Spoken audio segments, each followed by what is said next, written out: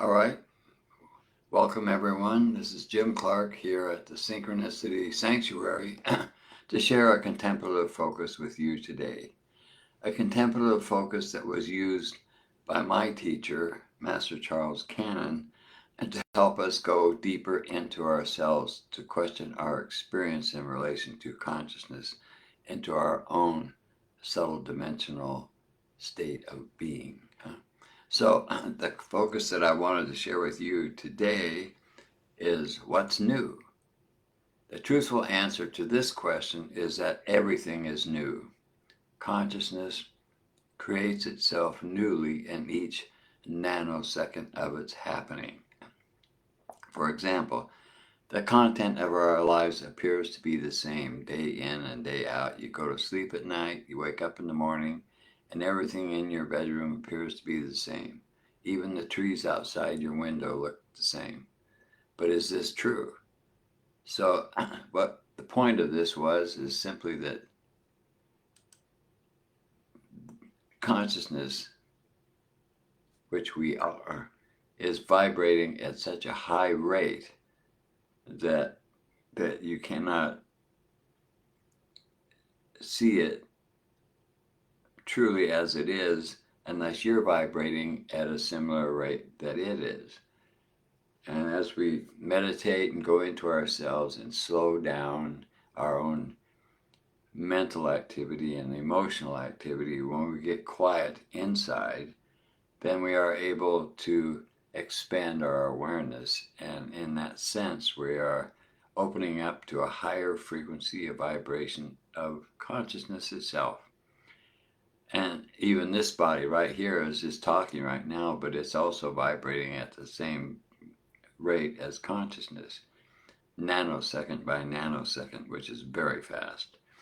And to comprehend, to actually witness that kind of a moment or that happening, one must be vibrating at the same level, or very close to that level anyway, to comprehend it, to see it, to witness it. And this is contemplation, of course, is drawn from famous quotes from the Buddha, for example, who used a different analogy for the same kind of a understanding of the high vibrational rate of consciousness, and that it was recreating itself newly in every nanosecond of its existence. So it's a very powerful understanding of creation. It's a powerful understanding of who we are and how we get to the truth of our own being in terms of slowing down the physical apparatus that we're working through, the ego, the body, so that the center, our heart center, where the eye that can see the truth lives, and expanding that and emphasizing that until the positive polarity, which is the heart center, which is the inclusive aspect of our existence, as opposed to the ego, which is the exclusive aspect of our existence, until the resistance or the openness to the truth as it is becomes more and more dominant in our experience, while we're still in an ego. So we may be utilizing ego for the human experience as we elevate our awareness and expand our awareness, but nothing is ever the same. It's always new. If we don't experience that newness, it's because we're not vibrating fast enough to experience that newness. And this is also goes back into the mind and how it works and so forth and so on, which is mainly through memory. It's taking frozen pictures of something in your past, even something as recent as the last few minutes of your life. But it's a frozen piece of that represents something, that a happening of consciousness, but it's not being witnessed as it happens in consciousness. So that's really what this is all pointing to. and it's the development and the emphasis that we place on the positive polarity of our own existence and our own experience until it becomes dominant, and then even then, after it becomes dominant, to continue to grow that polarity of our own experience until it becomes so great and so strong that the negative polarity becomes minimized ever more and ever more until we are living in that awareness of oneness as a constant in our experience. This is really what all these contemplations are about. They point to the spiritual evolution and the awakening to the truth of who we are. And in that process, we began to see things radically differently in terms of how they're happening and the quality of their existence in terms of the physicality, the representation of ego through a human body. And that becomes more and more subtle as well. And we start to understand that memory, which is what the unconscious life is all about. It's all about memory, and it's not current in the happening of consciousness at all. And this is where it is limited in terms of its experience of life, its experience of being. There isn't any, or very little anyway. So the terminology and the experiences that are terminologies pointing to are meaningless to somebody who doesn't meditate and has not grown their awareness and hasn't brought stillness into their own life, where their being is still dominated by becoming. So, in other words, it's all about the balance of the polarities and how that works in our world and in our lives, and how even this moment, right now, how fast are you vibrating internally in yourself?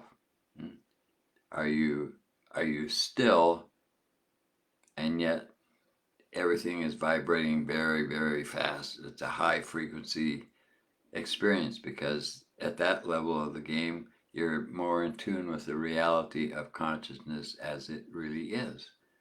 And as you continue to go in that direction, the vibrational frequencies that you're experiencing are very, very fast. The nanosecond experience, if you will.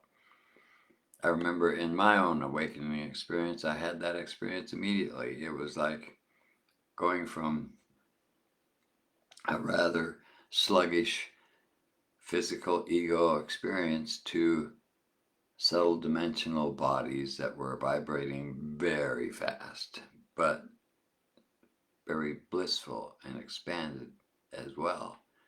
And it wasn't speedy in the sense that we think of speedy, but it was a stillness that existed at a very high vibrational rate. It seems contradictory, but it's really not. Right now, the vibrations that I'm experiencing are simultaneous. There's a physical vibration, which is relatively slow to the mind, relatively slow to the emotions, relatively slow to what I experience in my awareness, which is vibrating much faster and has a presence to it. I mean, while you're in the body and you're having these experiences and you're growing your awareness, the presence of your subtle dimensional stillness that is characteristic of your real true self is present, and that presence is a high vibrational presence, because it doesn't expose itself at a lower frequency unless you're vibrating. You have to be vibrating at a higher frequency to have that experience, let's put it that way. So meditation, which takes you into yourself, and contemplation such as this, where you're wondering, I wonder if I'm really getting anywhere. I wonder if I'm getting more subtle. I wonder if I'm vibrating very fast myself.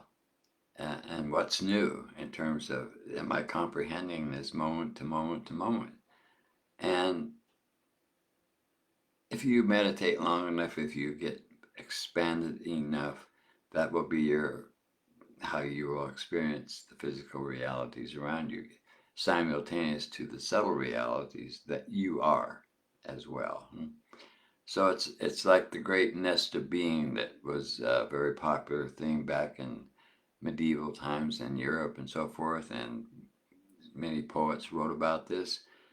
Of course, in those days, there were some illumined people who realized that that nest of being was really the kind of a hierarchy of vibrational experiences that you would have according to your awareness. But most people thought that this was just a hierarchy that was created by God, and that we were down here and God was up there, and so forth and so on. And we still have remnants of that kind of a hierarchical understanding that we have inherited from millennia of human experience through religious beliefs and so forth and so on. And it's a very strong pattern, which is why we have what we call self-worth issues, and that come out big time when you're in a meditative community and you're getting expanded yourself. One of the first things that you realize is that when you focus on something like love, what comes up in your experience is everything in you that is contrary to that experience, so that it can be released, so that you can clear the way for the actual experience of the love that you are. You have to get rid of anything that is not commensurate or true to that particular experience, because that's your focus. And whatever you put your focus on, your experience is going to try to go that way. And that can be a very negative thing. It can be a very positive thing. But if there's something in you that's contrary to the path, whatever that might be, then it will come up in your awareness, because if you can't clear it, then you can't continue to go in the direction that you're trying to go in. So a lot of times we would have contemplations from our teacher here, and in our experience, when we reviewed our experience after, say, a month of that contemplation, what we found was that pretty much everybody was having the opposite experience of what they were trying to get to, because they were still in the process of clearing out the data that they were holding on to that was contrary and not commensurate with that focus. So, which is a good sign. That's really telling you that whatever you're doing, whatever meditation techniques and so forth and so on that you're practicing, is working. It wouldn't be working if it wasn't working. You could fool yourself and pretend like you're having a loving experience and getting it very expanded in your imagination, but in truth you still were kind of being held down by an ego that is exclusive and cannot love, truly cannot love, because it's not real. It's not even, it doesn't really exist. So how can it really do that? How can it really be anything? Can't. So the pretense of ego, which is how this creation game begins, and our involvement with that until we get identified with that, which is a process that happens way back in the beginning of our journey in the creation game, was difficult, because you're starting from a very elevated, aware, expanded state of existence, and then you're trying to contract yourself more and more and more, and that takes time, and it's not a very pleasant experience. And then we get totally involved with the ego that way, and then we reach an extreme point of that identification, and at that point then we start to move back towards a journey back to realizing who we truly are. It's just a game. It's just a pretense that consciousness is pretending to be what it is not. And we take it seriously sometimes. I mean, this is the kind of things that you find in the Old Testament and the Bible. where everything was very serious, and everything was about God judging human beings because they weren't good enough and so forth and so on. We still have that remnants of that somewhere deep in our psyche because the world is still journeying that, as we can see today, and a big time, and having experiences that kind of could be traced back to that fundamental belief that there is a God above us and there's a God judging us and so forth and so on. And that kind of pattern relates to human experience. We have people that rule over us, we have people that judge us, we judge ourselves, we judge other people. And so judgment becomes part of our experience. And we can be conscious in that or we can be unconscious in that. Today it seems that most people are unconsciously involving themselves with judgments in a serious way and creating all kinds of misery for themselves in that happening. So awareness expansion is the key to being free of that. And as you grow your own awareness, as you become more and more expanded in your awareness, your vibrational rate goes up and your impact on the negative polarity is huge. A positive polarity dominant being in this world can offset the imbalance to the negative of many other people. So it's a very powerful polarity because it's really leading back to the non-polarized existence of one source consciousness. Once polarity was created, it was created from that source, which was not polarized, which is incomprehensible to our experience because we exist in polarities and we have for centuries and millennia and so forth. Anyway, the point of this, of course, is simply to meditate, meditate, meditate. That's always the fundamental bottom line of all these sharings that I do. And no matter how often you look out your window and things appear to be the same, as you grow your own awareness from within, as you meditate and become more expanded, you may not see things by the nanosecond, but you will start to realize that there's a happening coincidental to the appearance of the sameness of things that is not the same and that is vibrating much faster than those trees outside your window that you see. Anyway, it's a simultaneity of truth versus falsehood, of ego versus our true nature is part of the human journey, and it's seemingly contradictory. It is contradictory, but it's supposed to be contradictory. And yet they exist simultaneous to each other because one is just an illusion, whereas the truth is real. It is what you will experience when you get rid of this body and you're no longer anchored down into the body. And what more can anybody say? It's a time when you are freed from the shackles of physicality, and that is a great moment and should be celebrated. So I think that's pretty much all I had to say on this topic today. I'm glad I was able to be here again. It's been a while since I was able to do a live stream because of our schedules here and so forth and so on, but it looks like I have more time for that now. So I look forward to being back here with you again, and I'll have another contemplation to share with you